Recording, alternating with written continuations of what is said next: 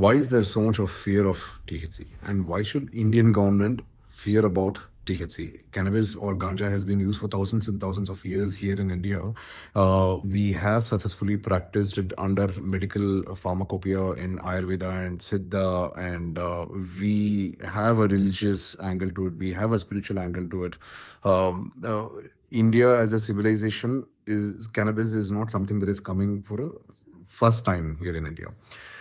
So why should the governments fear THC? The whole problem with this THC starts and goes back to the American government, where in 1937, when the American government wanted to create a lot of control to wage a war against Mexicans and African Americans, uh, in order to control them and put them in jail. So the best thing that they thought out was they created a propaganda called that there is a new drug that has been brought in by the Mexicans, which is called as marijuana, and the Mexicans are using it, and the black African Americans are using it, and it's creating a lot of problem. It creates hallucination. It creates bad thoughts. It creates a it's a sex maniac drug, and it also creates suicides. Now the fear mongering started over there. They created a propaganda, and in 1950s, when there was a consciousness revolution that was happening in America through the psychedelic movement, after the discovery of LSD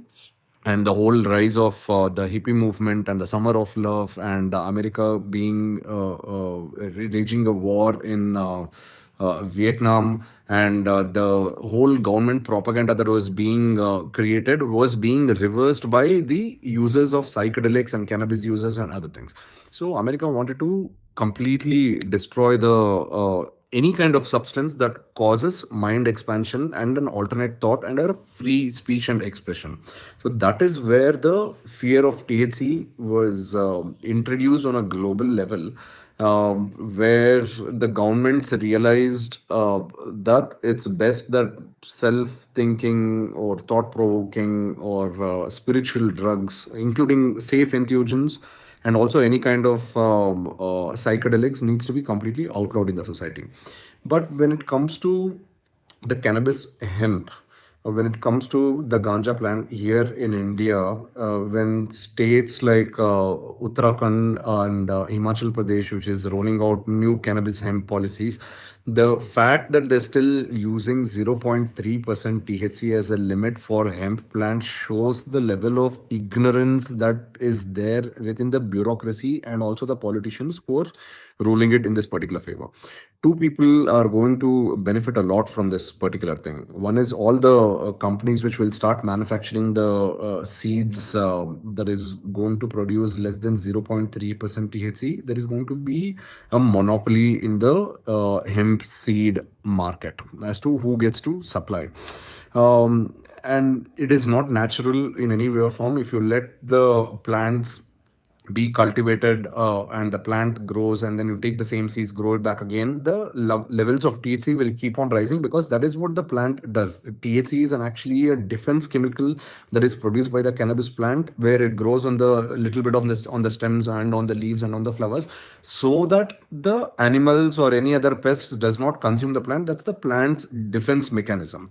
But it so happens that it's also one of the best medicines in the human body, both in animal kingdom and in the human body.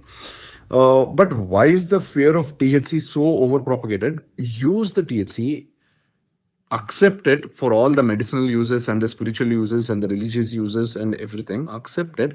Let the hemp plants be free without limitations. Otherwise, the next policy that is going to come out is a mere copy. For example, the Uttarakhand policy is a copy paste of what happened in America or what happened in Europe. Now, Himachal Pradesh is trying to copy paste the exact same thing what Uttarakhand did. Uttarakhand already failed. Now, Himachal Pradesh is also going to be a next policy that is going to be set in failure if they continue to do the exact same 0.3% or 0.5% or even 1% THC limit, because the it'll be very hard for the farmers to cultivate, and even if there is a marginal increase in the THC level, the crops are going to be confiscated. The farmers might lose their license. Instead, take the flowers that comes out of hemp and hand it over to the Ayurvedic pharmaceutical companies, where they will be able to use it for hundreds of formulations and recipes, which can be then given to the people who are actually suffering and dying.